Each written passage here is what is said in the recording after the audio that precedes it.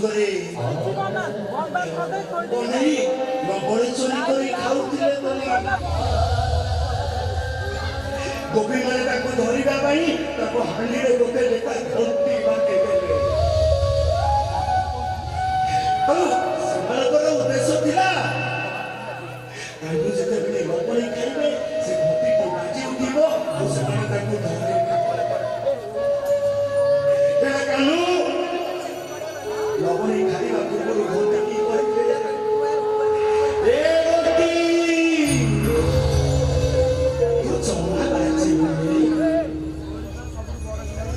ସୁଖୀ ବାବୁ ଅନେକ ଲବଣୀ ହାଣ୍ଡି ଧରିଲେ ଘଣ୍ଟି ବାଜି ଅନେକ ତାଙ୍କ ସାଙ୍ଗ ଗୋପାଳ ମାନଙ୍କୁ ଖାଇବାକୁ ଦେଲେ ଘଣ୍ଟି ବାଜିଲେ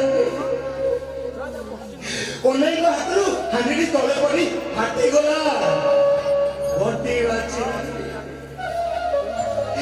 ଯେତେବେଳେ କନେଇ ଲବଣୀ ଖାଇଲେ ସେ ଘଣ୍ଟିଟା ବାରମ୍ବାର ବାରମ୍ବାର ବାରମ୍ବାର ଆଉ ମନା କଲା ସତ୍ତ୍ୱେ ବାଜିବାର କାରଣ ପଚାରିବାରୁ ସେ ଘଣ୍ଟିଟି କଣ କହିଲା ଜାଣିଛନ୍ତି? କହିଲା ଠାକୁର ଭୋଗ ଖାଇଲା ବେଳେ ଘଣ୍ଟିର ବାଜିବା ହଉଛି ଧର୍ମ। ଆଉ ଆପଣଙ୍କ ଭଳି କଳାକୁ ନେଇ ଯେତେବେଳେ ଭୋଗ ଖାଉଛନ୍ତି ମୁଁ ବାଜି ନଥାନ୍ତି କେମିତି? ବାବୁ ସେଦିନ ଘଣ୍ଟି ସେମିତି ତାର ଧର୍ମ ପାଳନ କଲା ଆଉ ଆଜି ମୁଁ ସେମିତି ହିନ୍ଦୁ ଶାସ୍ତ୍ର ପରମ୍ପରା ଧର୍ମ